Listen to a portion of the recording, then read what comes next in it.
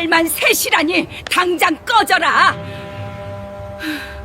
이 집에 따임은 필요 없다.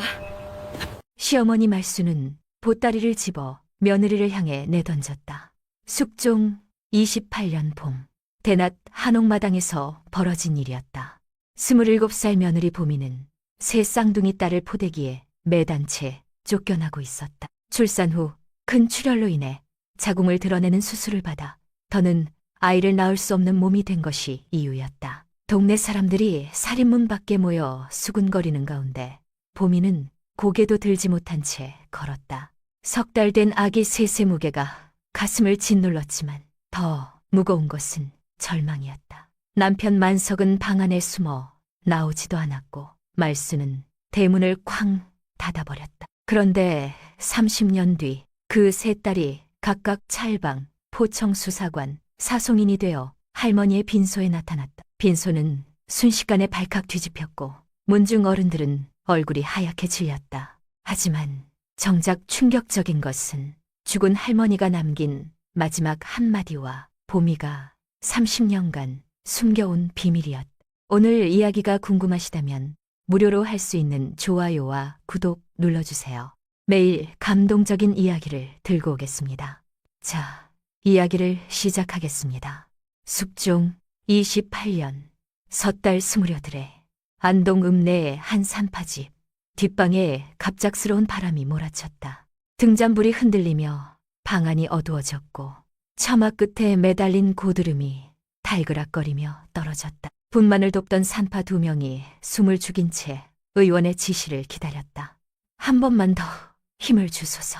의원의 외침과 함께 보미는 온 힘을 다해 아이를 밀어냈다. 첫 울음소리가 터져나왔고 곧이어 두 번째, 세 번째 울음소리가 연달아 울려 퍼졌다. 새 쌍둥이였다.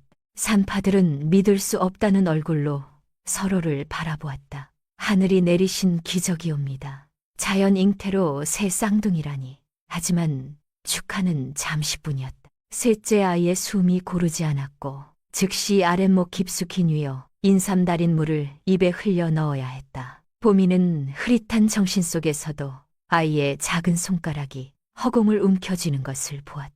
대청마루에서 기다리던 시어머니 말수는 산파에게 소식을 듣자 굳은 표정을 지었다. 60이 넘은 나이에도 허리가 꼿꼿한 그녀는 긴 한숨을 내쉬었다. 옆에 앉아있던 남편 만석은 떨리는 손으로 붓을 들었다. 문중에 보낼 서신을 쓰다가 멈추었다. 아들이라는 2글자를 넣었다 지우기를 수차례 반복하더니 결국 3아이가 태어났습니다라고만 적어보냈다. 며칠 뒤 최씨 문중 사랑채에는 출생을 알리는 제사상이 차려졌다. 족보를 펼쳐놓은 문중 어른은 만석을 바라보며 씁쓸하게 말했다. 아들 이름 칸을 비워두었더니 딸 셋이라니. 허허. 병실로 돌아온 보미는 창틈으로 들어오는 겨울 햇살을 받으며 새 아이를 품에 안았다. 신기하게도 아이들은 동시에 작은 손가락을 오므렸다. 마치 서로를 붙잡으려는 것처럼. 그 순간 보미의 가슴속에 뜨거운 무언가가 차올랐다. 이 아이들을 지켜야 한다는 본능적인 각오였다. 창밖으로 눈은 계속 내리고 있었다. 하지만 방 안은 따뜻했다. 아직은요. 첫째 가은이는 눈을 크게 뜨고 어미를 올려다보았다. 둘째 나린이는 작은 코를 벌름거리며 숨을 쉬었고 셋째 소다이는 어미의 가슴에 얼굴을 묻었다. 보미는 아이들의 이마를 차례로 쓰다듬으며 속삭였다. 우리 새송이 꽃들아, 어미가 지켜줄게. 하지만 방 밖에서 들려오는 시어머니 말수의 날카로운 목소리가 그 다짐을 흔들었다. 딸만 셋이라니 이게 무슨 망신이야. 보미는 아이들을 더 꼭 안았다. 창밖의 눈발은 점점 거세졌고 마치 앞으로 닥칠 시련을 예고하는 것 같았다. 하지만 품 안의 새 생명은 따뜻했다. 그것만으로도 보미는 힘을 낼 수 있었다. 산파가 들어와 아이들의 상태를 확인했다. 다행히 셋째 소다이도 안정을 되찾았다. 의원은 정말 건강한 아이들이라며 미소를 지었지만 보미는 그 미소 뒤에 숨겨진 동정의 눈빛을 놓치지 않았다. 밤이 깊어가자 집안은 조용해졌다. 보미는 잠든 아이들을 바라보며 생각했다. 이 아이들이 자라면서 겪을 차별과 편견들을. 하지만 동시에 다짐했다. 무슨 일이 있어도 이 아이들만큼은 당당하게 키우겠다고. 새벽녘 첫째 가은이가 울음을 터뜨렸다. 곧이어 나린이와 소다이도 따라 울기 시작했다. 보미는 서툰 손길로 아이들을 달랬다. 그때 방문이 열리고 시어머니가 들어왔다. 시끄러워서 잠을 못 자겠구먼. 애들 좀 조용히 시켜. 말수는 차가운 눈빛으로 아이들을 훑어보고는 돌아서며 한마디를 남겼다. 집에 가면 각오해야 할 거야. 보미의 등골에 식은땀이 흘렀다. 하지만 품 안의 아이들이 다시 잠들자 그녀는 용기를 냈다. 이 아이들을 위해서라면 무엇이든 견딜 수 있을 것 같았다. 출산 후 닷새째 되는 날 새벽, 보미는 갑작스러운 복통에 깨어났다. 요 위에 붉은 피가 번져 있었다. 산파가 급히 달려와 맥을 짚더니 얼굴이 하얗게 질렸다. 의원을 불러야겠습니다. 출혈이 심각합니다. 의원이 도착했을 때 보미의 정신은 이미 흐릿해지고 있었다. 진맥과 살핌 끝에 의원의 표정이 굳었다. 그는 만석을 복도로 불러냈다. 자궁이 파열된 것 같소이다. 대량 출혈이 계속되고 있습니다. 지금 당장 수술을 해야 합니다. 그러지 않으면. 의원은 말을 흐렸지만 만석은 그 의미를 알았다. 아내가 죽을 수도 있다는 것을. 그의 다리에 힘이 풀렸다. 다른 방법은 없습니까? 죄송합니다. 지금 상황에서는 이것이 유일한 방법입니다. 서둘러 결정하셔야 합니다. 만석이 방으로 돌아왔을 때 보미는 간신히 눈을 뜨고 있었다. 얼굴은 창백했고 이마에는 식은땀이 맺혀 있었다. 만석은 떨리는 손으로 아내의 손을 잡았다. 여보, 수술을 해야 하오. 자궁을. 보미는 힘겹게 고개를 끄덕였다. 거미는 그리고 흐릿한 시선으로 옆자리에 누워있는 세 아이를 바라보았다. 아이들에게 어미가 필요해요. 그녀의 목소리는 작았지만 단호했다. 만석은 눈물을 참으며 동의서를 받아들었다. 붓을 쥔 손이 심하게 떨렸다. 서명을 하려는 순간 복도에서 말수의 날카로운 목소리가 들려왔다. 뭐라고? 자궁을 드러낸다고? 말수가 방으로 들어왔다. 그녀의 눈빛은 차갑게 빛났다. 아들도 못 낳은 며느리가 이제는 아예 못 낳는 몸이 되겠다는 거야. 산파가 단호하게 막아섰다. 어머님, 지금은 산모의 목숨이 우선입니다. 밖에서 기다려 주십시오. 목숨, 가문의 대를 이을 목숨은 어쩌고? 의원이 나서서 말수를 제지했다. 어머님, 지금 이 상황을 이해하셔야 합니다. 산모가 죽으면 저 아이들은 어떻게 됩니까? 가문보다 중요한 것은 목숨입니다. 말수는 입술을 깨물며 물러섰다. 하지만 그녀의 눈에는 여전히 분노가 서려 있었다. 수술 자리로 옮기는 평상 위에서 보미는 만석의 손을 꼭 잡았다. 미안해요. 더는 아이를 낳을 수 없게 되어서. 미안하긴. 당신이 살아있는 것만으로도 고마워. 방문이 닫혔다. 만석은 복도에 주저앉았다. 그의 품속에서 족보책이 삐져나와 있었다. 그는 그것을 꺼내 한참을 바라보다가 조용히 덮어버렸다. 수술은 3시간이나 계속되었다. 그 사이 수혈용 탕약이 여러 차례 방 안으로 들어갔다. 산파들의 발걸음은 점점 빨라졌고 의료진의 표정은 긴박했다. 혈압이 계속 떨어집니다. 탕약 속도를 높이십시오. 방 안의 긴장된 목소리가 문 밖까지 새어나왔다. 만석은 무릎을 꿇고 기도하기 시작했다. 신앙이 없던 그였지만 지금은 무엇이든 붙잡고 싶었다. 말수는 대기칸 구석에 앉아 있었다. 그녀의 손에는 염주가 들려 있었지만 입술은 굳게 다물어져 있었다. 가끔씩 한숨을 내쉴 뿐이었다. 마침내 방문이 열렸다. 의원이 지친 얼굴로 나왔다. 수술은 잘 끝났습니다. 출혈도 멈췄습니다. 하지만 회복까지는 시간이 필요할 것입니다. 만석은 그 자리에서 무너져 내렸다. 안도의 눈물이 쏟아졌다. 말수는 아무 말 없이 자리를 떠났다. 회복 자리에서 깨어난 보미는 가장 먼저 아이들을 찾았다. 산파가 새 아이를 데려왔을 때 보미의 눈에서 눈물이 흘렀다. 어미가 살아있어. 너희를 위해 살아있어. 그녀는 수술 자리의 통증을 참으며 아이들을 품에 안았다. 가은이가 어미의 얼굴을 향해 작은 손을 뻗었다. 나린이는 어미의 가슴에 얼굴을 묻었고 소다이는 어미의 손가락을 꼭 잡았다. 만석이 조심스럽게 물었다. 괜찮소? 네, 이제 정말 괜찮아요. 우리 아이들이 있으니까요. 그때 보미가 말했다. 그 목소리에는 새로운 결기가 담겨 있었다. 여보, 가문이 뭐예요? 피로 이어진다는 그 가문이요. 진짜 가문은 피가 아니라 사랑으로 이어지는 거예요. 우리 딸들을 사랑으로 키워요. 그것이 진짜 가문을 잇는 거예요. 만석은 아내의 손을 잡으며 고개를 끄덕였다. 창밖으로 겨울 해가 떠오르고 있었다. 새로운 날이 시작되고 있었다. 몸조리를 마치고 보미는 시댁 한옥으로 돌아왔다. 조리원은 꿈도 꿀 수 없었다. 말수가 단호하게 거절했기 때문이었다. 돈이 아까워서가 아니라 집안 법도가 그렇다는 것이 이유였다. 한옥 대문을 들어서자 차가운 기운이 온몸을 감쌌다. 마당 한 구석에는 아직 치우지 않은 출생 제사상의 흔적이 남아 있었다. 보미는 수술 자리를 누르며 천천히 걸었다. 새 아이를 번갈아 안고 있던 만석이 걱정스럽게 말했다.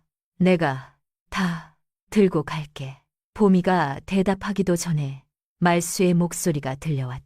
며느리 방은 저기야. 말수가 가리킨 곳은 본체가 아닌 헛간 옆 작은 방이었다. 벽에는 금이가 있었고 문풍지는 찢어져 있었다.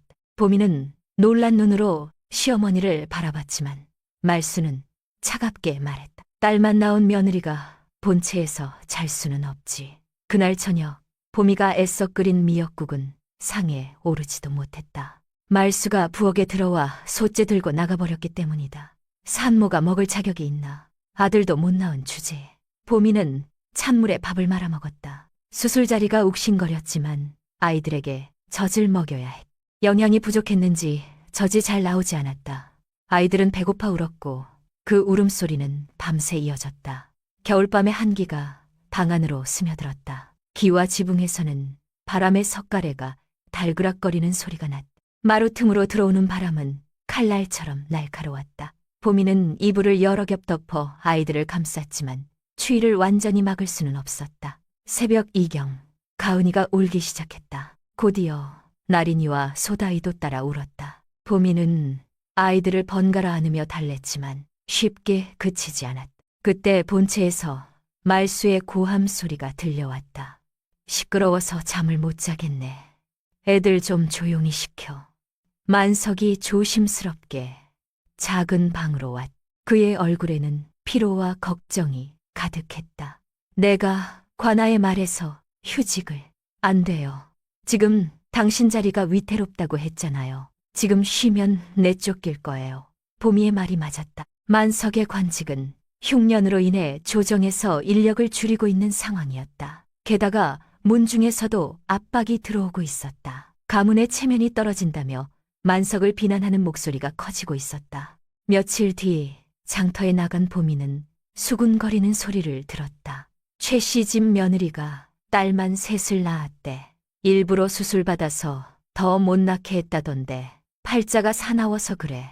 집안 망하게 생겼어. 보미는 고개를 숙이고 빠르게 자리를 떴다. 하지만 소문은 이미 온 동네에 퍼져 있었다. 경로당에서도 절에서도 사람들은 그녀를 손가락질했다. 그런 와중에도 따뜻한 손길은 있었다. 옆집에 사는 순덕 할머니였다. 어느 날 밤 순덕은 몰래 작은 방으로 찾아왔다. 아기 어미야, 이거 받아. 순덕이 내민 것은 쑥과 두꺼운 이불이었다. 그리고 작은 보자기에는 미숫가루가 들어있었다. 애들 굶기면 안 돼. 어미가 잘 먹어야 젖도 나오지. 보미는 눈물을 참으며 고개를 숙였다. 순덕은 보미의 등을 토닥이며 말했다. 다 지나갈 거야. 힘내. 하지만 상황은 나아지지 않았다. 말수의 구박은 날로 심해졌고 만석은 관아와 집 사이에서 지쳐가고 있었다. 어느 날 밤 보미는 잠든 아이들을 바라보며 생각했다. 가은이의 귀 뒤를 쓰다듬으며 중얼거렸다. 여기가 정말 너희 집일까? 창밖에서는 찬바람이 불었다. 석가래 사이로 스며든 바람 소리가 마치 울음소리처럼 들렸다. 보미는 아이들을 더 꼭 안았다. 이곳은 집이 아니라 감옥 같았다. 하지만 아직은 떠날 수도 없었다. 만석이 새벽에 몰래 가져다 준 따뜻한 숭숭으로 아이들을 씻기며 보미는 다짐했다. 언젠가는 이곳을 떠나 아이들과 함께 행복하게 살겠다고. 그때까지만 버티자고. 하지만 그녀는 아직 몰랐다. 진짜 시련은 이제부터 시작이라는 것을. 숙종 29년 3월 보름, 문중 정기 모임이 열렸다. 최씨 문중회관에 모인 어르신들의 표정은 하나같이 굳어 있었다. 회장이 만석을 앞으로 불러냈다. 만석아, 자네 아직 젊지 않은가? 30이면 한창 나이야. 회장의 목소리는 부드러웠지만 그 속에는 날카로운 가시가 숨어 있었다. 만석은 불안한 눈빛으로 회장을 바라보았다. 즉시를 드리는 것이 어떻겠는가? 며느리가 자궁수술을 받아 더는 아이를 못 낳는다면 아들을 낳을 기회가 영영 사라진 것 아닌가? 만석의 얼굴이 창백해졌다. 그는 입술을 여러 번 달싹였지만 아무 말도 하지 못했다. 옆에 앉아있던 말수가 아들의 팔을 꽉 잡았다. 생각해보겠습니다. 만석이 간신히 내뱉은 대답이었다. 하지만 회장은 만족하지 않았다. 생각이 필요한가? 가문의 대가 끊길 판인데. 이틀 뒤 숙종 29년 3월 열일의 날 오후 한나절에 봄 햇살이 한옥마당을 비추고 있었다. 말수가 대청마루에 서서 보미를 불러냈다. 보미는 세 아이를 모두 앞으로 포대기에 메고 나왔다. 10달 된 아기 셋을 한꺼번에 안고 있으니 걸음이 힘겨웠다. 오늘로 끝이야. 말수의 목소리는 차가웠다. 그녀는 보미가 급하게 싸놓은 보따리를 들어 올렸다. 딸만 셋 낳고 더는 아이도 못 낳는 몸이 된 며느리는 필요 없어. 아들을 낳을 수 없다면 이 집에 있을 이유가 없지. 당장 나가거라. 말수가 보따리를 보미 쪽으로 던졌다. 보따리가 마당 한가운데 떨어지며 둔탁한 소리를 냈다. 보미는 눈물을 참으며 고개를 숙였다. 품 안에 가은이가 어미의 긴장을 느꼈는지 칭얼거리기 시작했다. 대문 밖에는 이미 동네 사람들이 모여 있었다. 수군거리는 소리가 담장 너머로 들려왔다. 자궁수술까지 받았다면서 이제 아들은 영영 못 낳겠네. 그럼 쫓겨나는 게 맞지. 새 쌍둥이 딸만 낳고 끝이라니 팔자가 참 사납구나. 보미는 떨어진 보따리를 주워들었다. 기저귀와 젖병, 아이들 옷가지가 햇빛 아래 초라하게 놓여 있었다. 만석은 방 안에서 나오지 못했다. 창문 너머로 그의 그림자만 보일 뿐이었다. 보미는 남편을 한번 바라보았지만 그는 고개를 돌렸다. 어서 나가지 못해. 말수의 고함에 보미는 천천히 대문을 향해 걸었다. 앞으로 맨 세 아이의 무게가 가슴을 짓눌렀지만 꿋꿋이 걸으려 애썼다. 나린이가 꿈틀거렸고 소다이는 어미 품에 얼굴을 묻었다. 대문을 나서자 순덕 할머니가 기다리고 있었다. 짐꾼 불러뒀어. 짐이라도 실어야지. 순덕이 보미의 손에 작은 봉투를 쥐어주었다. 많지 않지만 가져가. 자궁 수술 받느라 고생했는데 이렇게 내쫓다니. 순덕은 말을 잇지 못했다. 보미는 감사하다는 말조차 할 수 없었다. 목이 메어왔기 때문이다. 짐꾼이 도착했고 말없이 짐을 실었다. 보미가 짐꾼 옆에 서자 동네 사람들의 시선이 일제히 쏟아졌다. 더는 아이를 못 낳는다니 불쌍하네. 그래도 아들 하나는 낳았어야지. 짐꾼이 출발하려는 순간 만석이 뒤늦게 대문 밖으로 나왔다. 하지만 그는 한 발짝도 더 나오지 못했다. 말수가 아들의 팔을 붙잡았기 때문이다. 가게 내버려둬. 아들도 못 낳는 여자와는 인연이 끝난 거야. 짐꾼이 골목을 빠져나갔다. 3월의 봄바람이 불었지만 보미의 마음은 한겨울처럼 차가웠다. 품 안의 새 아이만이 유일한 온기였다. 짐꾼이 조심스럽게 물었다. 어디로 가실까요? 보미는 잠시 망설였다. 갈 곳이 없었다. 그때 주머니 속 쪽지 하나가 떠올랐다. 안동 읍내로 가주세요. 중앙시장 근처요. 짐꾼이 읍내로 향하는 동안 보미는 아이들을 바라보았다. 가은이가 눈을 뜨고 어미를 올려다보았다. 그 맑은 눈동자를 보며 보미는 결심했다. 어미가 꼭 지켜줄게. 너희가 당당하게 살 수 있도록. 30여 년 뒤 이 새 아이가 찰방, 포청 수사관, 사송인이 되어 할머니의 빈소에 나타날 줄은 그때는 아무도 몰랐다. 쫓겨난 며느리와 새 쌍둥이 딸들의 진짜 이야기는 이제부터 시작이었다. 중앙시장 근처 방 한 칸짜리 집을 구하러 다니던 보미는 현실의 벽에 부딪혔다. 순덕 할머니가 준 돈과 자신이 모아둔 비상금을 합쳐도 보증금이 턱없이 부족했다. 반 칸짜리 셋방이라도 보증금이 단량은 있어야 해요. 집주인의 말에 보미는 손가락에 혼수 가락지를 만졌다. 아이들이 품에서 꿈틀거렸다. 가은이가 배고픈지 울음을 터뜨리기 시작했다. 잠깐만 기다려주세요. 보미는 전당포로 향했다. 전당포로 향했다. 가락지를 빼는 손이 떨렸다.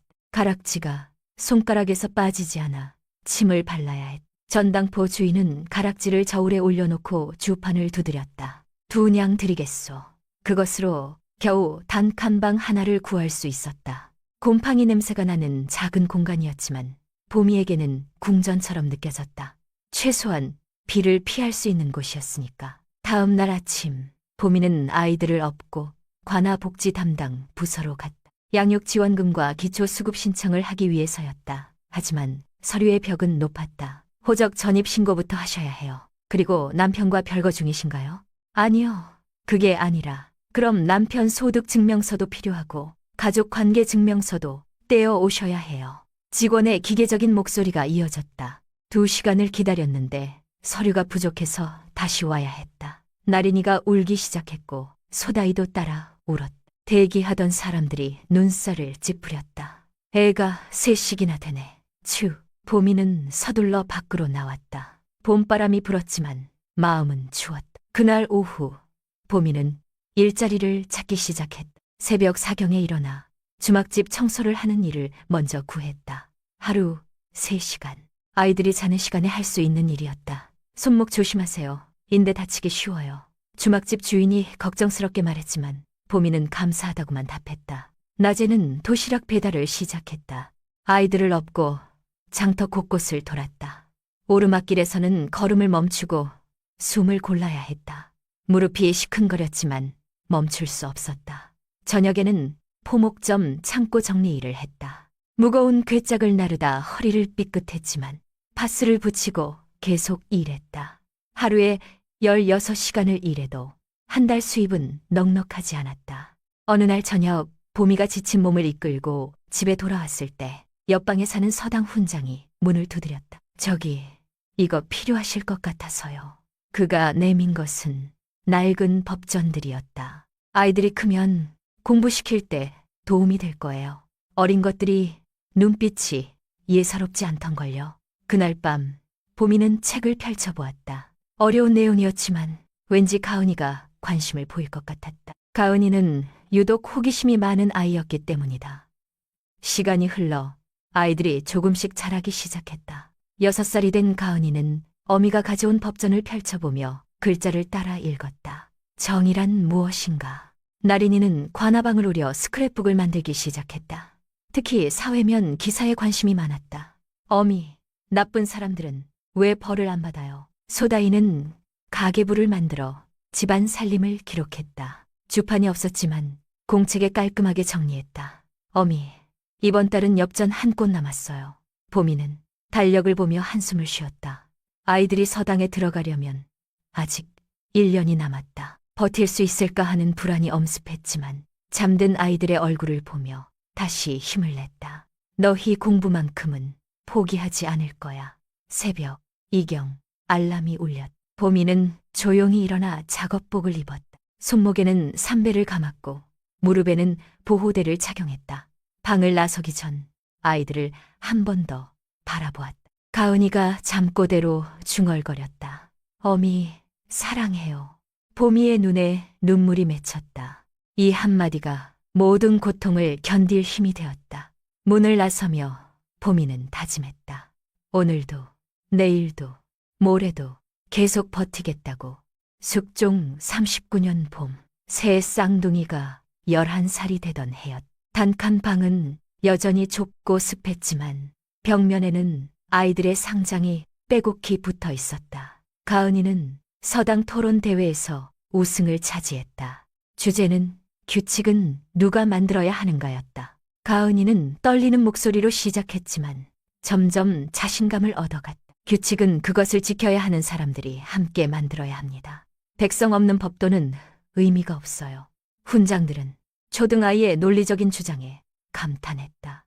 근장다, 근장다, 근장다. 가은이는 그 기세를 몰아 서당 학생 규정 개정을 주도했다. 학생들의 의견을 직접 수렴하는 제도를 만들었다.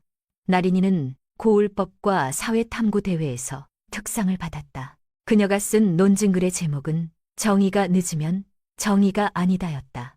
어린 나이답지 않게 날카로운 시각으로 사회 문제를 짚어냈다. 어미, 포청에서 배움 프로그램이 있대요. 서당 들어가면 지원할 수 있대요. 나린이는 방을 오려낸 기사를 보미에게 보여주었다. 눈빛이 반짝반짝 빛났다. 소다이는 수학 경시 대회에서 장려상을, 독서 감상문 대회에서는 대상을 받았다. 하지만 그녀의 진짜 재능은 따로 있었다. 집안 살림을 체계적으로 관리하는 것이었다. 어미, 이번 달 지출 패턴을 분석해봤어요. 4일의 장을 보면 할인을 많이 받을 수 있어요. 소다이가 만든 가계부는 이제 한 권의 경영 교과서 같았다.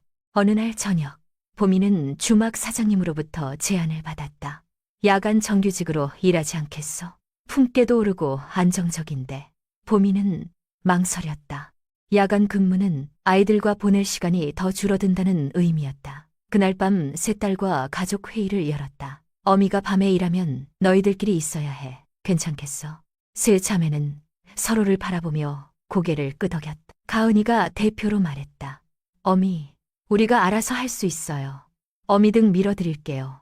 보미는 딸들의 등에 떠밀려 정규직을 수락했다. 첫 월급날, 보미는 눈물을 흘렸다. 서당에서는 여전히 놀림이 있었다. 너희 아비는 왜 안 와? 딸만 셋이라서 버렸대지. 예전 같았으면 울었을 텐데. 가은이는 당당하게 맞받았다. 우리 가족을 모욕하는 것은 서당 인권 규정 위반이에요. 훈장님께 고할 거예요. 가은이는 실제로 서당 규정집을 들고 훈장을 찾아갔다. 훈장은 11살 학생의 논리적인 대응에 놀라며 즉시 조치를 취했다. 5월 어린이날, 보미는 아이들과 처음으로 나들이를 갔다. 안동 유원지였다. 도시락은 없었지만 주막에서 싼 상을 받았다. 보리밥에 된장국이었지만 아이들은 호숫가에 앉아 밥을 먹으며 웃었다. 바람이 불어 나린이의 수건이 날아갔다. 소다이가 뛰어가 잡았고 가은이가 나린이 목에 다시 둘러주었다. 그 모습을 보며 보미는 생각했다. 가난하지만 행복할 수 있다는 것을. 우리 구호 만들자. 소다이가 제안했다. 세 자매는 손을 모으고 외쳤다. 우리 셋이 팀이다. 그 순간 보미는 깨달았다. 이 아이들이 서로에게 얼마나 큰 힘이 되는지를. 혼자가 아니라 셋이기에 견딜 수 있었던 것이다. 서당 입학을 앞둔 겨울, 세 자매는 각자의 꿈을 구체화하기 시작했다. 나는 찰방이 될 거야. 공정한 판결을 내리는 찰방. 가은이의 선언이었다. 나는 포청 수사관. 나쁜 사람들을 처벌하는 수사관이 될 거야. 나린이가 주먹을 불끈 쥐었다. 나는 사송인이 되고 싶어. 그런데 먼저 회계사가 되어서 돈도 벌고 싶어. 소다이의 현실적인 계획에 모두가 웃었다. 보미는 딸들을 바라보며 미소를 지었다. 11년 전 한옥에서 쫓겨날 때는 상상도 못했던 일이었다. 새송이, 꽃이 각자의 색깔로 피어나고 있었다. 숙종 50년, 새 쌍둥이가 18살이 되던 해였. 서당을 마친 세 자매는 각자의 꿈을 향해 구체적인 발걸음을 내딛기 시작했다. 가은이는 관아 견습 프로그램에 참가했다. 안동 고을 관아의 웅장한 건물 앞에 섰을 때 가슴이 뛰기 시작했다. 법정 안으로 들어서자 엄숙한 분위기가 온몸을 감쌌다. 견습을 안내한 여성 부장 관아, 관리가 가은이에게 다가왔다. 머리에 백발이 섞였지만 눈빛은 날카로웠다. 법조인을 꿈꾸는구나. 네, 찰방이 되고 싶어요. 부장 관리는 잠시 가은이를 바라보다가 조용히 말했다. 정의는 직업일 때 오래 가는 법이란다. 감정이 아닌 직업 윤리로 접근해야 해. 그래야 지치지 않고 계속할 수 있어. 그 말은 가은이의 가슴에 깊이 새겨졌다. 나린이는 포청 진로 체험에 참여했다. 수사부서와 공판부서를 거쳐 피해자 지원실에 도착했을 때 나린이의 발걸음이 멈추었다. 한 할머니가 울면서 수사관에게 하소연하고 있었다. 우리 손자가 동네 불량배한테 맞았는데 아무도 도와주지 않아요. 수사관은 할머니의 손을 잡으며 차근차근 설명했다. 피해자를 보호하는 절차적 정의가 무엇인지, 어떻게 도울 수 있는지를. 나린이는 그 모습을 보며 수사관의 역할이 단순히 처벌하는 것이 아님을 깨달았다. 피해자를 보호하는 것도 수사관의 중요한 임무입니다. 안내 담당의 설명에 나린이는 고개를 끄덕였다. 소다이는 고을 무료 법률 상담소에서 봉사활동을 시작했다. 서류 정리를 돕던 중 사기를 당한 70대 노인을 만났다. 노인은 복잡한 서류를 이해하지 못해 발만 동동 구르고 있었다. 제가 도와드릴게요. 소다이는 노인과 함께 앉아 민사 서류를 하나하나 작성했다. 계약서를 분석하고 피해 금액을 계산하고 증거 자료를 정리했다. 회계 지식이 법률과 만나는 순간이었다. 고맙구나, 학생. 내 덕분에 희망이 생겼어. 노인의 감사 인사에 소다이는 뿌듯함을 느꼈다. 그런 와중에 보미의 가족에게 뜻밖의 도움의 손길이 찾아왔다. 세 자매가 자주 가던 분식집 사장님이었다. 보미 씨, 우리 가게에서 일해보지 않겠소? 보미는 의아한 표정을 지었다. 사장님이 설명을 이어갔다. 품건은 그대로인데 매달 추가로 장학금처럼 드릴게요. 대신 조건이 하나 있어요. 무슨 조건인가요? 나중에 아이들이 성공하면 다른 어려운 사람들에게 똑같이 갚아주세요. 저도 예전에 도움을 받았거든요. 보미의 눈에 눈물이 맺혔다. 세상에는 아직 따뜻한 사람들이 있었다. 과거 시험을 준비하며 세 자매는 더욱 치열하게 공부했다. 가은이는 모의 재판 모임을 만들어 증거 능력 실습을 했다. 나린이는 포청 인턴십 프로그램에 지원서를 냈다.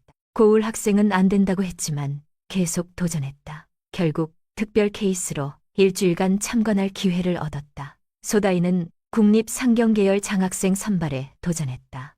면접에서 그녀는 당당하게 말했다. 저는 회계사가 된 후 법학을 공부할 계획입니다. 회계와 법률을 모두 아는 전문가가 되고 싶어요.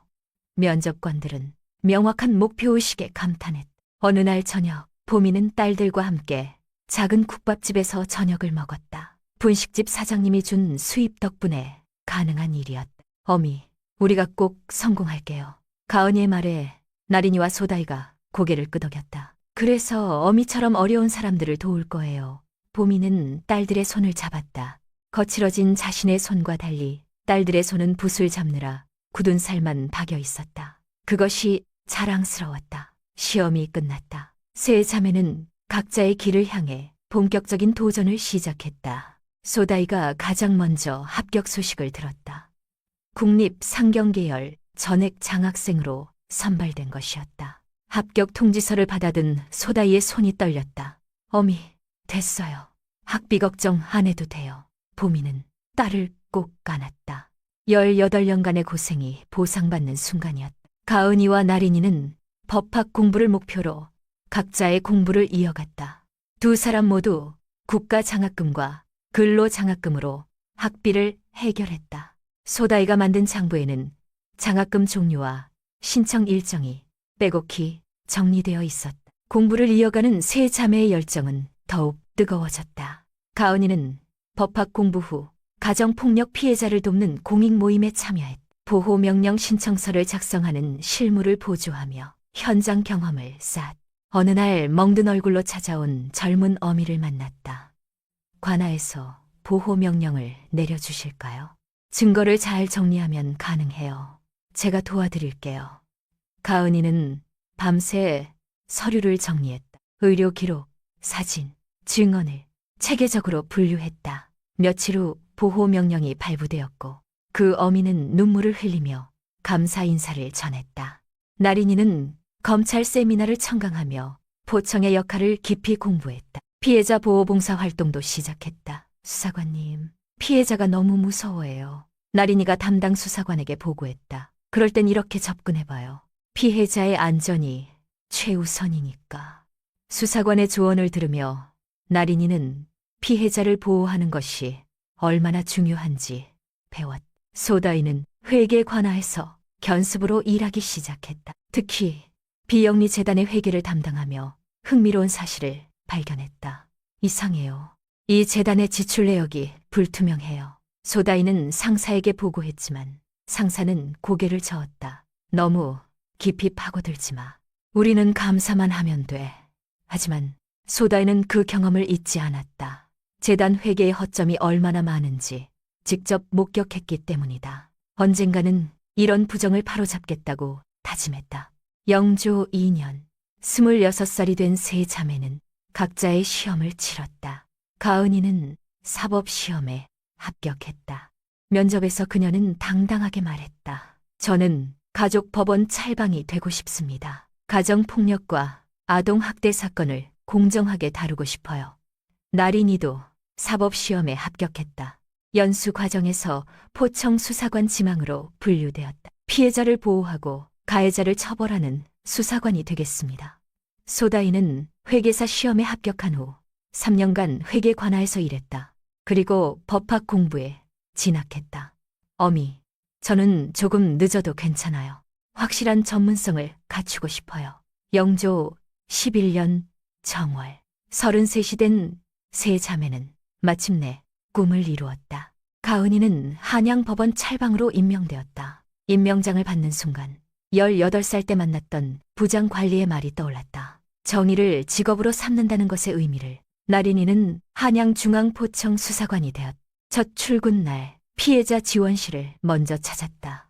소다이는 대형 사송 관하의 사송인이 되었다. 회계사 자격까지 갖춘 그녀는 특별한 전문성을 인정받았다. 회계 부정과 관련된 사건을 전담하게 되었다. 보미는 세 딸의 임명장과 자격증을 바라보며 눈물을 흘렸다. 33년 전 한옥에서 쫓겨날 때는 상상도 못했던 일이었다. 어미, 이제 시작이에요. 가은이가 보미의 손을 잡았다. 우리가 받은 것을 이제 돌려줄 차례예요. 나린이와 소다이도 고개를 끄덕였다. 세 자매는 알고 있었다. 진짜 싸움은 이제부터라는 것을. 영조 11년 3월 초일의 날 새벽 5경, 보미의 방에 급한 소식이 전해졌다. 낯선 심부름꾼이었다. 최만석 씨 부인이시오. 안동 요양소입니다. 시어머니 윤말수 어르신이 오늘 새벽 돌아가셨습니다. 보미의 손에서 등잔이 흔들렸다. 32년 만에 듣는 시어머니의 소식이었다. 그것도 부고로 듣게 될 줄은 몰랐다. 그리고 최만석 씨는 이미 5년 전에 돌아가셨다고 기록되어 있습니다. 보미는 숨이 막혔다. 남편이 죽은 지 5년이나 되었는데 아무도 알려주지 않았다니. 세월의 잔혹함이 가슴을 짓눌렀다. 세 자매에게 연락이 갔다.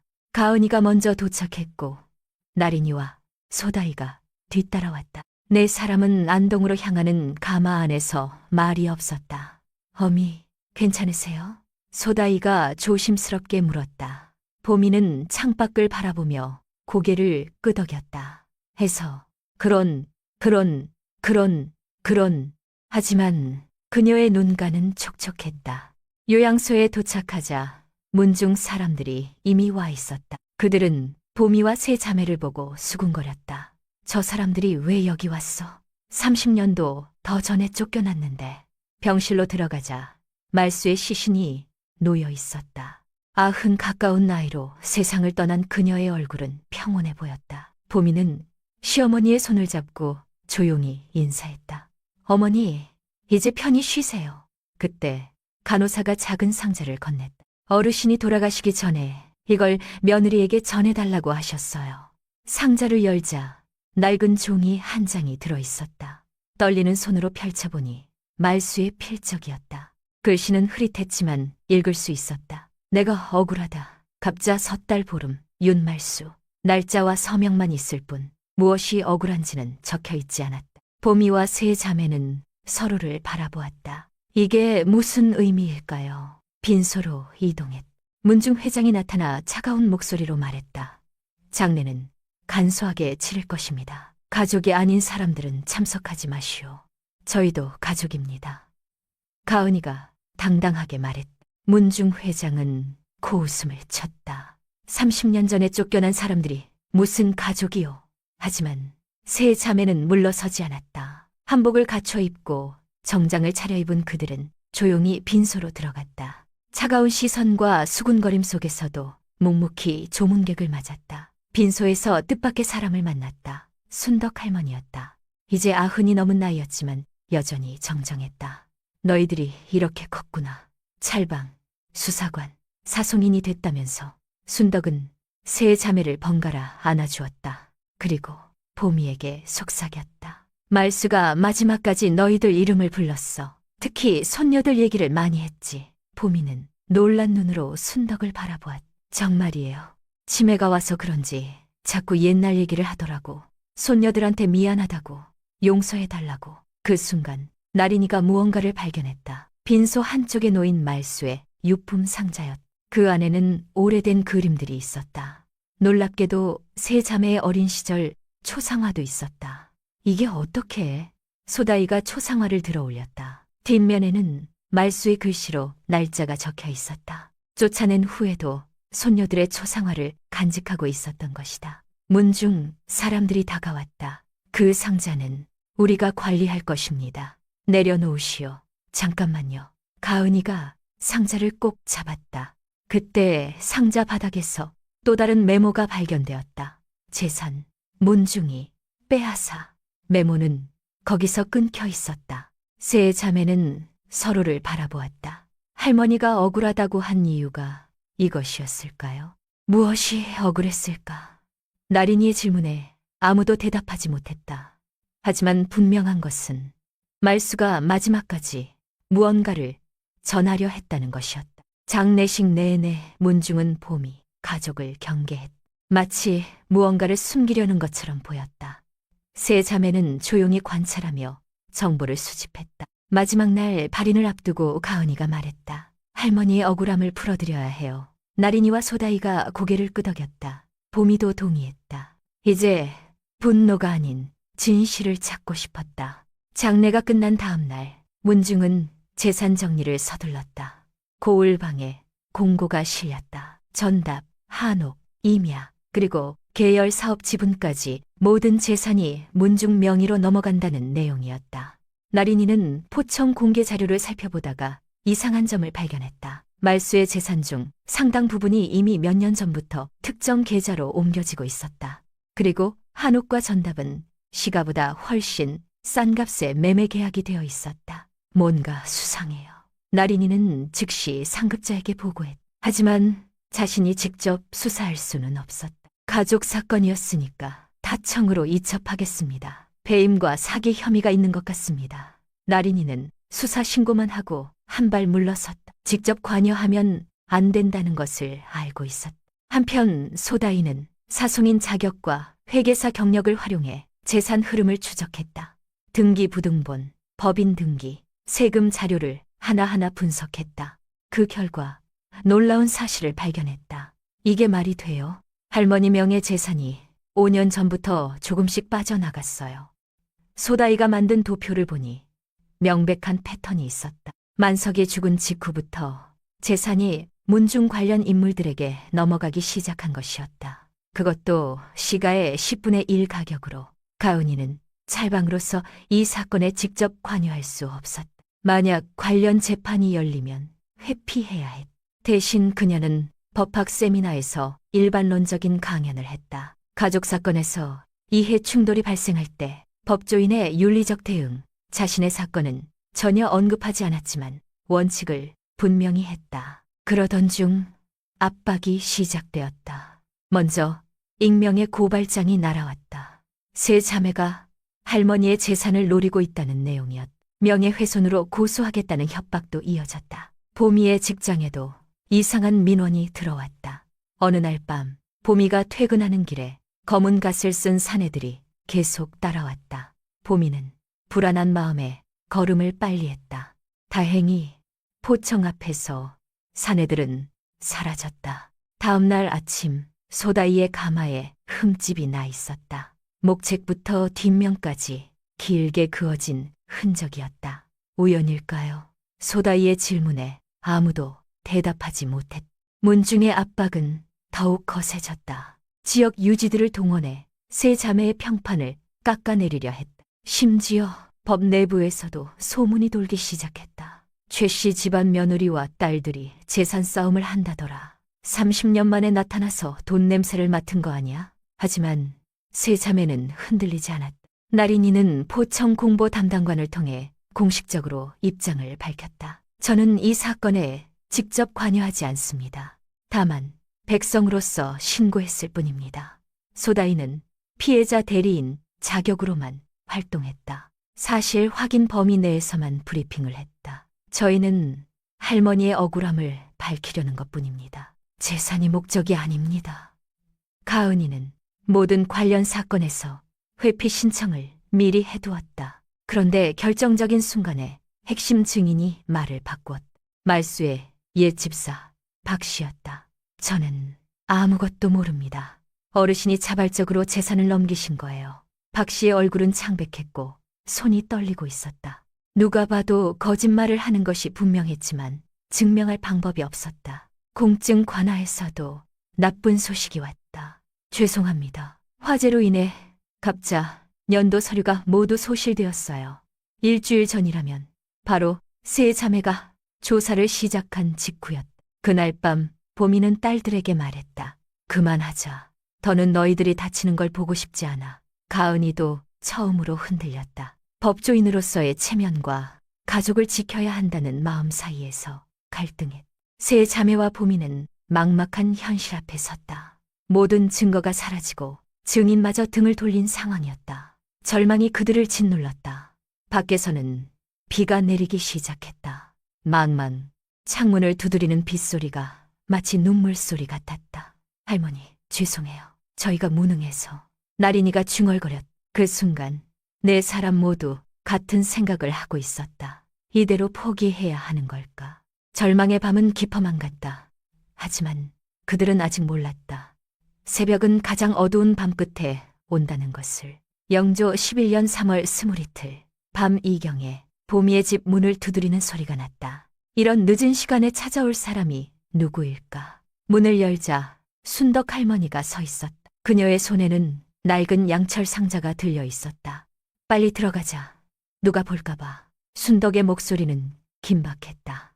방 안에 앉자 그녀는 상자를 보미에게 건넸다. 이걸 왜 이제야 주냐고 물을 거야. 나도 겁났어. 하지만 더는 못 참겠더라고. 보미가 상자를 열자 세 자매도 다가왔다. 안에는 여러 개의 봉투가 들어있었다. 첫 번째 봉투를 열자 손편지 묶음이 나왔다. 말수의 글씨였다. 우리 가은이 생일이구나. 할미가 축하해주고 싶은데. 편지는 갑인년에 쓰인 것이었다. 가은이의 28번째 생일에 맞춰 쓴 편지였다. 나린이와 소다이 앞으로 쓴 편지도 있었다. 미안하다. 할미가 너희를 쫓아냈구나. 용서해다오. 글씨는 떨리고 있었지만 진심이 느껴졌다. 보미의 눈에서 눈물이 흘렀다. 두 번째 봉투에는 낡은 장부가 들어있었다. 문중에 비공식 현금 흐름이 기록된 것이었다. 날짜별로 누가 얼마를 인출했는지, 어디에 썼는지 상세히 적혀 있었다. 이건 말수가 직접 관리하던 거야. 문중이 돈을 빼돌리는 걸 알고 있었어. 순덕의 설명이 이어졌다. 소다이가 장부를 분석하기 시작했다. 회계사 출신답게 빠르게 패턴을 파악했다. 이거 보세요. 매달 일정 금액이 특정 계좌로 빠져나갔어요. 그것도 할아버지가 돌아가신 직후부터요. 세 번째 봉투에서는 오래된 가죽 쪽지가 나왔다. 낡은 청동 녹음기를 찾아 펼치자 말수의 목소리가 흘러나왔다.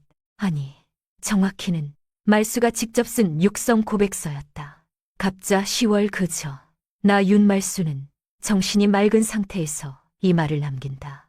나는 억울하다. 문중이 내 재산을 빼앗으려 한다. 나를 치매 환자로 만들려고 한다. 글씨는 분명하고 또렷했다. 치매 환자의 글씨가 아니었다. 내 손녀들아, 너희가 이 글을 읽는다면 할미가 미안하다. 너희와 너희 어미를 쫓아낸 것 평생 후회했다. 네 사람 모두 숨을 죽이고 읽었다. 글은 계속되었다. 문중 회장이 나를 협박했다. 재산을 넘기지 않으면 보미와 손녀들에게 해를 입히겠다고. 그래서 어쩔 수 없이 그 순간 글이 끊겼다. 하지만 충분했다. 이것은 결정적인 증거였다. 순덕이 말을 이었. 말수가 요양원에 가기 전에 나한테 맡겼어. 혹시 자기한테 무슨 일이 생기면 며느리한테 전해달라고. 나린이가 즉시 나섰다. 필적 감정과 문서 검증을 의뢰해야 해요.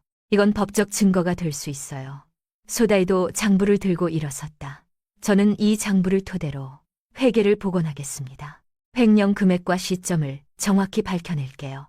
가은이는 멘토 판사들에게 연락하기 시작했다. 저는 직접 관여할 수 없지만 법적 전략을 조언받을 수 있어요. 보미가 물었다. 고니니, 순덕 할머니, 왜 이제야? 문중이 무서웠어. 하지만 어제 박 씨가 찾아왔더라고. 울면서 용서를 빌더라. 협박받아서 거짓 증언했다고. 그걸 보니까 더는 안 되겠더라고. 순덕이 또 다른 서류를 꺼냈다. 요양원의 의무 기록이었다. 이것도 가져왔어. 말수가 치매 진단받은 날짜봐. 각자 섣달 20알이야. 그런데 재산 이전 서류는 10월에 작성됐지. 치매가 오기 전이라는 거야. 소다이가 서류를 확인하며 말했다. 이제 타임라인이 명확해졌어요. 할머니는 치매가 오기 전에 협박받아서 재산을 넘긴 거예요. 나린이가 덧붙였다. 그리고 관악 거래 내역도 영장으로 복구할 수 있어요. 순덕이 마지막으로 꺼낸 것은 공증관화 사실 확인서였다. 공증관화 직원한테 따로 부탁해서 받았어. 유언장이 있었다는 사실만이라도 확인해 달라고. 서류에는 갑자 10월 보름 윤말수 명의 유언장이 공증되었다고 적혀 있었다. 할머니도 피해자였어요. 가은이의 목소리에는 확신이 담겨 있었다. 재산을 지키려다가 오히려 치매로 몰린 거예요. 보미는 손편지를 다시 읽었다. 거기에는 손녀들 각자의 이름을 부르며 사랑한다는 말이 반복되어 있었다. 할머니도 우리를 잊지 않으셨구나. 소다이가 눈물을 닦으며 말했다. 세 자매는 서로를 바라보았다. 절망의 끝에서 희망을 발견한 것이었다. 이제 할머니의 억울함을 풀어드릴 수 있을 것 같았다. 그때였다. 나는 그 자리에 있었다. 보미의 딸로서가 아니라 이 모든 것을 처음부터 끝까지 지켜본 사람으로서. 어미가 쫓겨나던 날 포대기 속에서 세상을 처음 바라보던 내 눈에는 말수의 눈물도 만석의 비겁함도 동네 사람들의 냉소도 모두 담겨 있었다. 그런 감느레, 그리고 지금 이 순간 할머니의 마지막 손편지를 읽으며 나는 비로소 알았다. 그 모든 고통이 진실을 향한 긴 여정이었다는 것을. 영조 11년 3월 25세 세 자매는 각자의 전문성을 살려 체계적인 대응을 시작했다. 증거를 확보한 지 나흘 만에 모든 준비가 완료되었다. 나린이는 포청에서 신고 절차를 밟았다. 자신이 직접 수사할 수 없었기에 타청 특별수사팀에 사건을 이첩했다. 배임, 사문서 위조, 강요 혐의가 명백합니다. 증거 자료를 모두 제출하겠습니다. 담당 수사관은 자료를 검토하며 고개를 끄덕였다. 손편지 필적 감정 결과, 장부 회계 분석, 육성 고백서 검증 보고서가 완벽하게 준비되어 있었다. 관화 거래 내역, 영장도 신청하겠습니다. 국세 자료와도 협조할 예정이에요. 특별수사팀이 본격적으로 움직이기 시작했다. 문중 관계자들의 재산이 압수수색되었고 숨겨진 자금 흐름이 드러나기 시작했다. 소다이는 민사소송을 준비했다. 상속 재산분할 청구, 부당이득 반환 청구, 유언장 확인의 소를 동시에 제기했다. 할머니가 협박받아 작성한 서류는 무효입니다. 그리고 부당하게 이전된 재산은 반환되어야 해요. 소다이는 피해자 대리인 자격으로 법원에 서류를 제출했다. 그녀가 만든 회계 복원 자료는 150페이지에 달했다. 10년간의 자금 흐름이 일목요연하게 정리되어 있었다. 피해자 연대도 조직했다. 문중의 피해를 입은 다른 친척들도 있었다. 놀랍게도 여러 명의 친척들이 증언하겠다고 나섰다. 그동안 문중의 횡포에 침묵했던 사람들이 용기를 낸 것이었다. 가은이는 관련 재판에서 모두 회피 신청을 했다. 대신 법학 세미나에서 일반론적인 강연을 이어갔다. 법은 약자를 보호해야 합니다. 가문이라는 이름으로 행해지는 부당함을 막아야 해요. 세미나에 참석한 법조인들은 깊이 공감했다. 증거 체인이 완벽하게 구축되었다. 손편지는 필적 감정을 통해 진본으로 확인되었고 장부는 회계 복원으로 횡령 사실을 입증했다. 육성 고백서는 문서 검증으로 말수의 필체임이 증명되었고 요양원 기록은 치매 진단 시점을 명확히 했다. 관화 거래 내역은 영장을 통해 확보되었고 세금 자료와 대조하여 탈세 정황까지 드러났다. 여론도 변하기 시작했다. 고을에서 사실관계가 알려지기 시작했다. 윤말수 씨는 치매 진단 전에 재산을 이전했다. 협박 정황이 포착되었다. 어느 날 박 씨가 포청에 자진 출석했다. 저도 협박받았습니다. 가족을 해치겠다고 위협했어요. 이제 진실을 말하겠습니다. 박 씨의 증언으로 퍼즐의 마지막 조각이 맞춰졌다. 문중이 조직적으로 말수를 압박하고 재산을 빼돌린 정황이 명백해졌다. 소다이가 만든 피해자 연대에는 20명이 넘는 친척들이 참여했다. 그들도 문중에게 당했던 피해를 증언하기 시작했다. 우리도 협박받았어요. 재산을 빼앗겼습니다. 이제야 말할 용기가 생겼어요. 영조 11년 6월 보름, 한양중앙법원 대법정에 사람들이 가득 들어찼다. 형사재판과 민사재판이 동시에 진행되는 특별한 날이었다. 고을 유지들의 관심도 뜨거웠다. 형사재판이 먼저 시작되었다. 피고인석에는 문중 회장을 비롯한 5명이 앉아 있었다. 그들의 얼굴은 창백했다. 수사관이 일어나 기소 내용을 읽었다. 피고인들은 공모하여 피해자 윤말수 씨를 협박하고 재산을 불법적으로 이전시켰습니다. 피고 측 사송인이 반박했다. 윤말수 씨는 치매 환자였습니다. 따라서 그녀의 유언이나 증언은 신빙성이 없습니다. 그때 수사관이 증거를 제시했다. 요양원의 의무 기록이었다. 치매 진단일은 갑자 섣달 20날입니다. 하지만 재산 이전 서류는 10월에 작성되었죠. 치매 진단 전입니다. 법정이 술렁였다. 피고인들의 표정이 굳었다. 이어서 문서 감정 전문가가 증인석에 섰다. 이 고백서는 윤말수 씨의 필체가 맞습니다. 필적 패턴이 99.8% 일치합니다. 고백서가 낭독되었다. 말수의 또렷한 글씨가 법정에 울려 퍼졌다. 나는 억울하다. 문중이 내 재산을 빼앗으려 한다. 방청석에서 탄식이 흘러나왔다. 보미는 손수건으로 눈물을 닦았다. 박 씨가 증인으로 나왔다. 그는 떨리는 목소리로 진실을 털어놓았다. 문중 회장이 저를 협박했습니다. 거짓 증언을 하지 않으면 가족을 해치겠다고. 장부 필적 감정 결과도 제시되었다. 소다이가 복원한 회계 자료와 함께 횡령 금액이 구체적으로 밝혀졌다. 무려 500냥이 넘는 금액이었다. 찰방이 물었다. 피고인들, 할 말이 있습니까? 문중 회장이 일어섰지만 아무 말도 하지 못했다. 증거가 너무나 명백했기 때문이다. 오후에는 민사재판이 이어졌다. 소다이가 변론석에 섰다. 그녀의 목소리는 차분하면서도 힘이 있었다. 윤말수 씨는 손녀들을 사랑했습니다. 비록 30년 전 쫓아냈지만 마지막까지 그들의 초상화를 간직했어요. 소다이는 말수가 보관했던 세 자매의 어린 시절 초상화를 제시했다. 뒷면에는 말수의 글씨로 날짜와 이름이 적혀 있었다. 이것이 진짜 가족입니다. 피가 아니라 마음으로 이어진 가족이요. 소다이의 최종 변론이 시작되었다. 가문의 명예는 재산이 아닙니다. 끝까지 사랑을 지킨 이름일 때만 명예가 됩니다. 윤말수 씨는 협박 속에서도 손녀들을 잊지 않았어요. 그것이 진정한 가문의 유산입니다. 재판부는 깊이 고민한 끝에 판결을 내렸다. 유언의 일부를 유효로 인정합니다. 부당하게 이전된 재산은 원상 회복되어야 합니다. 피고들은 손해배상금 200냥을 지급하라. 형사재판 판결도 이어졌다. 문중 회장은 유형 5년, 나머지는 유형 3년에서 4년을 선고받았다. 판결 후 문중 회장이 보미에게 다가왔다. 수갑을 찬 그의 눈에는 후회가 가득했다. 미안하오.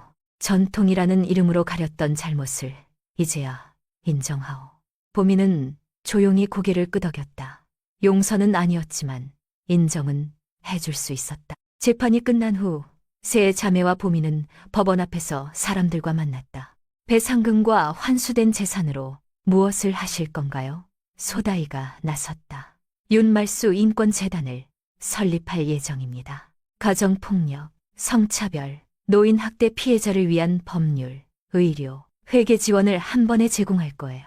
사람들이 열심히 받아 적었다. 보미가 덧붙였다. 건건은 가장할꾼에 어머니가 마지막에 남기신 사랑을 많은 사람과 나누고 싶습니다. 법원을 나서며 가은이가 말했다. 할머니의 이름이 이제야 제자리를 찾았네요. 나린이가 고개를 끄덕였다. 억울함이 아니라 사랑으로 기억될 거예요. 소다이가 보미의 손을 잡았다. 어미, 이제 정말 끝이에요. 아니, 새로운 시작이에요. 보미는 딸들을 바라보며 미소를 지었다. 32년의 긴 여정이 드디어 마무리되었다. 하지만 이것은 끝이 아니라 새로운 시작이었다. 윤말수의 이름으로 더 많은 사람들을 도울 수 있는 시작이었다. 영조 12년 3월 초일의 날, 비가 부슬부슬 내리는 봄날이었다. 윤말수가 세상을 떠난 지 정확히 1년이 되는 날이었다. 안동 읍내 중심가에 새로 지어진 5층 건물 앞에 사람들이 모여들었다. 건물 입구에는 검은 리본이 달린 현판이 걸렸다. 윤말수 인권재단이라는 글씨가 선명하게 새겨져 있었다. 보미가 현판을 바라보며 깊게 숨을 들이쉬었다. 시어머니의 이름이 이런 방식으로 영원히 남게 될 줄은 상상도 못했다. 개관식이 시작되었다. 첫 번째 장학증서 수여자는 17살 여학생이었다. 그녀는 딸이라 겪은 차별이라는 주제로 글을 써서 대상을 받았다. 저희 할머니도 저를 차별했어요. 하지만 이 재단을 알게 되어 희망을 얻었습니다. 보미가 직접 상을 걸어주었다. 소녀의 눈에 눈물이 맺혔다. 보미는 소녀를 안아주며 속삭였다. 너는 소중한 사람이야. 딸이라서가 아니라 네가 너라서 소중해. 재단 건물 3층에는 특별한 공간이 마련되었다. 옛 한옥을 재현한 전시관이었다. 성찰의 역사관이라는 이름으로 개방되었다. 왜곡이나 미화 없이 있었던 일을 그대로 보여주는 공간이었다. 전시관 입구에는 말수의 손편지 일부가 액자에 담겨 있었다. 미안하다. 할미가 너희를 쫓아냈구나. 용서해다오. 관람객들은 숙연한 표정으로 전시물을 둘러보았다. 가부장제의 폐해와 화해의 과정이 생생하게 담겨 있었다. 1층 상담실에서는 이미 업무가 시작되었다. 가정폭력 피해자, 차별받는 여성들, 학대받는 노인들이 찾아왔다. 사송인, 회계사, 상담사가 한 팀이 되어 원스톱 서비스를 제공했다. 가은이는 재단 이사로서 법률 자문을 맡았다. 찰방 업무의 시간을 쪼개 봉사했다. 정의는 법정에서만 실현되는 게 아니에요. 일상에서도 실현되어야 합니다. 나린이는 피해자 지원 프로그램을 총괄했다. 가해자 처벌도 중요하지만 피해자 회복이 더 중요해요. 소다이는 재단의 재정을 투명하게 관리했다. 모든 수입과 지출을 게시판에 공개했다. 할머니가 당하신 일이 반복되지 않도록 투명한 운영을 약속합니다. 개관식이 끝나고 네 사람은 말수의 묘소로 향했다. 비는 그쳤고 햇살이 구름 사이로 비치기 시작했다. 묘비 앞에는 이미 매화나무가 심어져 있었다. 작은 꽃봉오리가 맺혀 있었다. 보미가 준비해온 상자를 땅에 묻었다. 타임 캡슐이었다. 그 안에는 말수의 손편지 일부와 세 자매의 편지가 들어있었다. 가은이가 쓴 편지를 읽었다. 할머니, 이제 알아요. 할머니도 시대의 피해자였다는 것을. 용서하고 사랑합니다. 나린이도 편지를 꺼냈다. 할머니의 억울함을 풀어드렸어요. 이제 편히 쉬세요. 소다이가 마지막으로 읽었다. 할머니 이름으로 많은 사람을 도울게요. 사랑을 나누는 이름이 될 거예요. 타임 캡슐을 묻고 나자 멀리서 발소리가 들렸다. 순덕 할머니였다. 이제 90이 넘은 나이의 그녀가 지팡이를 짚고 걸어왔다. 이제 진짜 대가 이어진 거야. 피가 아니라 사랑으로 말이야. 순덕이 매화나무를 쓰다듬으며 말했다. 말수도 저 하늘에서 기뻐할 거야. 해가 완전히 나왔다. 매화나무에 맺힌 물방울이 햇빛에 반짝였다. 마치 눈물처럼, 그리고 희망처럼. 재단으로 돌아오는 길에 나린이가 말했다. 누군가의 억울함은 누군가의 정의로 씻긴다. 가은이가 덧붙였다. 그리고 그 정의는 또 다른 사랑이 되어 이어진다. 소다이가 보미의 팔짱을 꼈다. 어미, 우리가 해냈어요. 33년 전 한옥에서 쫓겨날 때 품에 안고 있던 새 아기가 이제는 세상을 바꾸는 사람이 되었다. 재단 건물로 들어서는 순간 또 다른 피해자 가족이 도움을 청하러 왔다. 보미가 따뜻하게 맞이했다. 어서 오세요. 여기는 당신을 도울 수 있는 곳입니다. 윤말수 인권재단의 문은 활짝 열려 있었다. 봄바람이 불어와 희망을 실어 나르는 것 같았다. 억울함이 사랑으로, 아픔이 치유로 바뀌는 공간이 된 것이었다. 여러분, 오늘 이야기 어떠셨나요?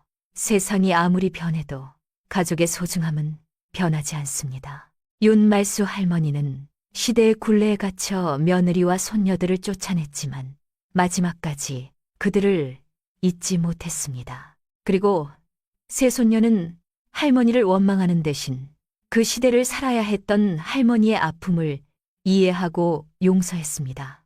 우리 모두는 완벽하지 않습니다. 살면서 후회되는 선택도 하고 상처 주는 말도 하게 됩니다. 하지만 중요한 것은 사랑하는 마음입니다. 비록 표현은 서툴렀지만 할머니의 마음속에는 항상 가족이 있었던 것처럼 말입니다. 인생의 황혼기에 계신 여러분, 아직 늦지 않았습니다. 마음에 담아둔 미안함이 있다면 지금 전하세요. 사랑한다는 말, 고맙다는 말을 아끼지 마세요. 그리고 무엇보다 자녀와 손주들을 있는 그대로 인정하고 사랑해주세요. 아들이든 딸이든 그들은 모두 여러분의 소중한 보물입니다. 진정한 가문의 영광은 재산이나 권력이 아닙니다. 서로를 이해하고 용서하며 사랑으로 이어가는 것이 진짜를 잇는 일입니다. 여러분도 가족에게 전하지 못한 말이 있으신가요? 혹시 이 이야기를 들으며 떠오른 사람이 있다면 댓글로 들려주세요. 여러분의 이야기를 기다리겠습니다.